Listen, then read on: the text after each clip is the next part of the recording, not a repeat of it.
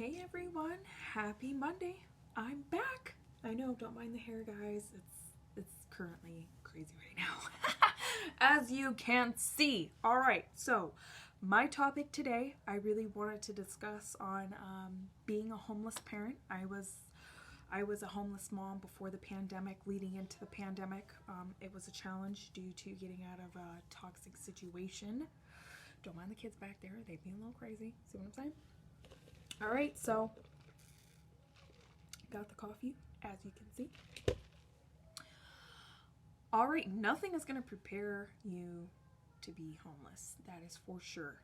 But you can always make the best of it, just as long as you're willing to put the work in. See what I'm saying? You don't want to go move in with no family members because they be. And you just willing to take a leap of faith. Power to you. See what I'm saying?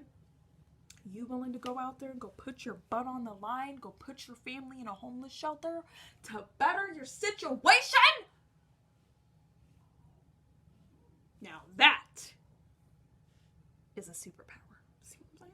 All right, guys, so let's dive into it real quick. So I knew I was going to be homeless, and I've been homeless with 4 kids and pregnant, and I've been homeless with 5 kids with a new baby, and it was a challenge.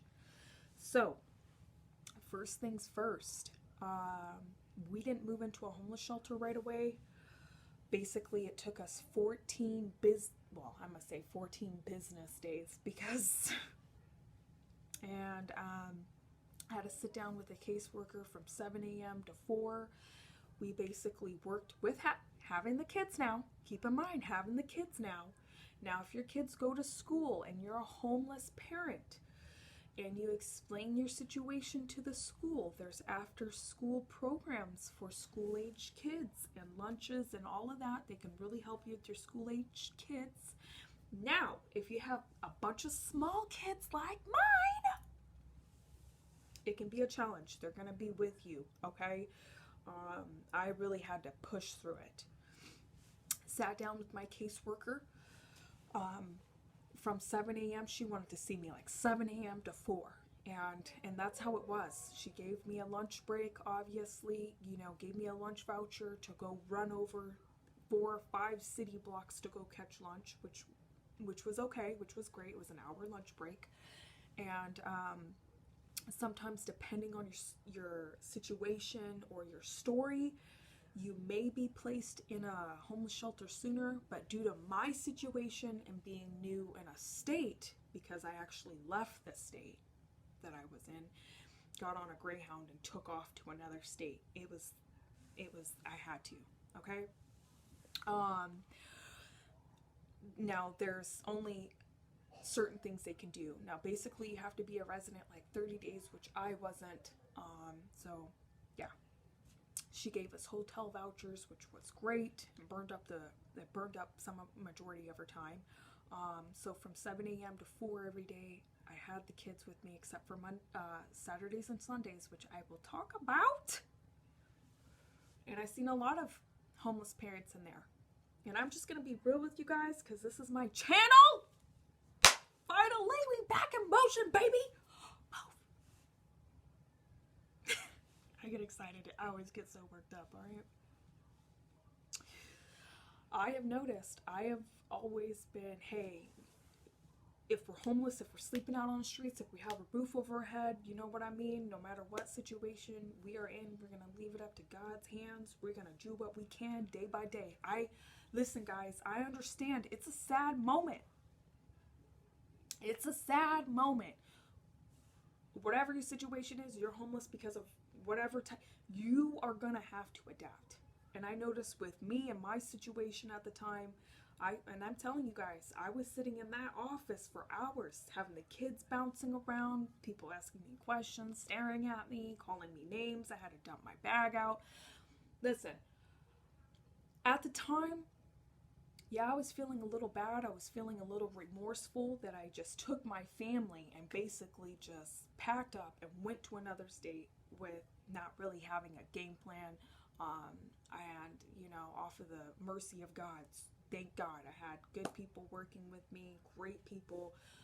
caseworkers, they really, really do try to help you to the best of their abilities. All right. So she would refer me.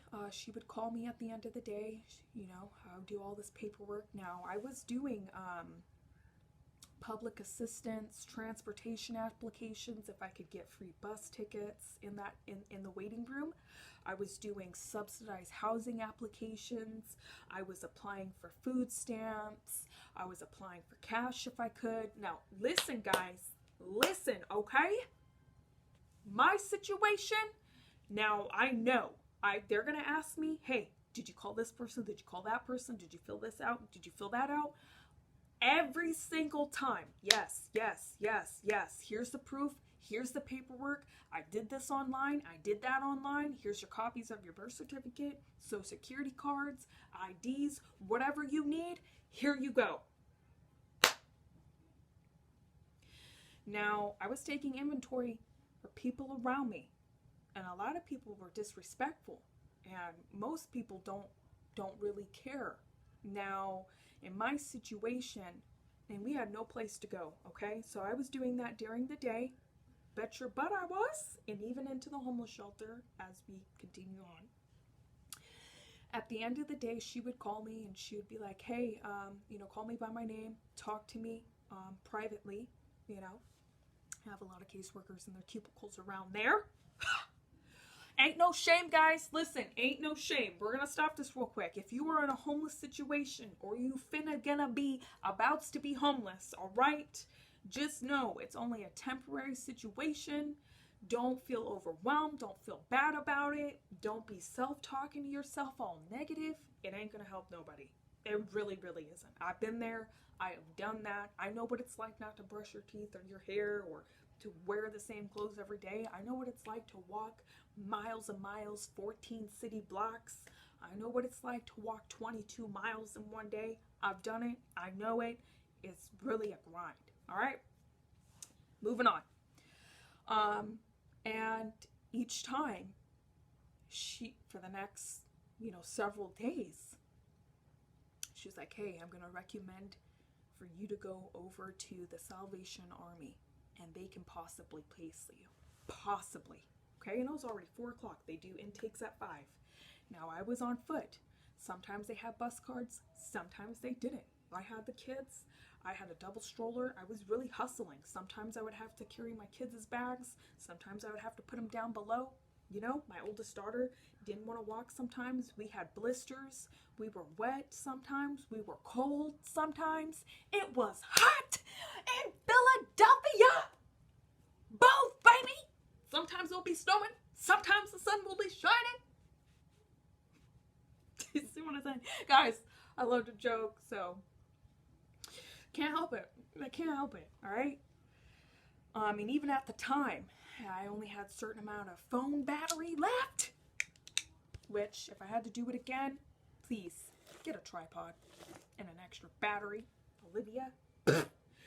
Anywho, and she'd be like, hey, they're doing intakes at 5 o'clock. You need to be waiting in that line at 4:45. The very latest, get there by 5:30, but get there.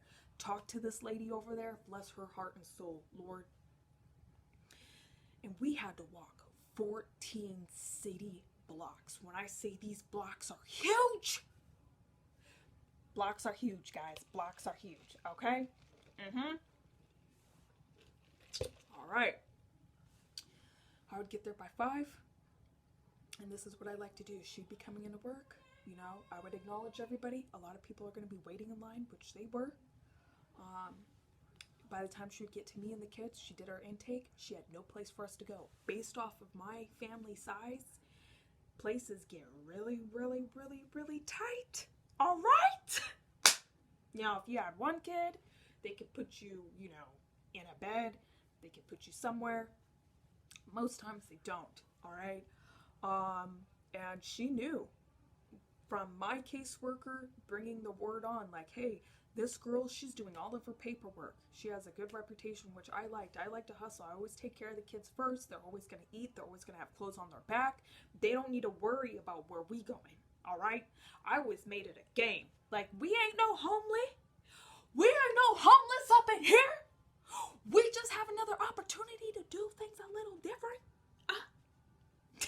anyway, guys, I really did have to keep up the positive faith with the kids and keep up on their maintenance and stuff first and foremost every single day. They ask where we going, we're going to go over and we're going to go take care of some grown-up business real quick. In the meantime, you guys can play, just respect everybody else. I have to get out of here, kids. And this lady, she works super hard. The first day she seen me, she goes, oh my God, you know, for a family your size, you know, me and the 4 kids, I was pregnant at the time and it was packed, guys. This Salvation Army, sometimes they have permanent housing in certain Salvation Armies. I know in Philadelphia, New Jersey, places like that, New York, they have, I may be wrong, but they have permanent housing in this Salvation Army I was at, and it was full. It was packed. Guys, she was like, I don't have enough room for you, but I have an idea for you. All right? And she's like, this idea, don't mind the kids back there. She's like, this idea, you may not like it, but I don't want to see you. Because I told her, I said, listen, lady, please don't waste my time. Sun is going down. You see what I'm saying? If I have to, I'm just going to go try to figure it out. Guys, I'm just going to go figure it out. And she was like, this may be not, come here, come and follow me. So she took me all the way upstairs and she opened up the door. Okay, I'm coming. All right, guys, I may have to cut this short. She opened up the door and she goes, it's a storage space, and there was stuff all over the place. There was stuff all over the place. I was so nervous. She goes, you can stay here for the night, but 8 o'clock in the morning. Oh, anyway, kids. You know what I'm saying? I gotta get out of here. I gotta go get the kids. I'll pop back in here later, give you some story time.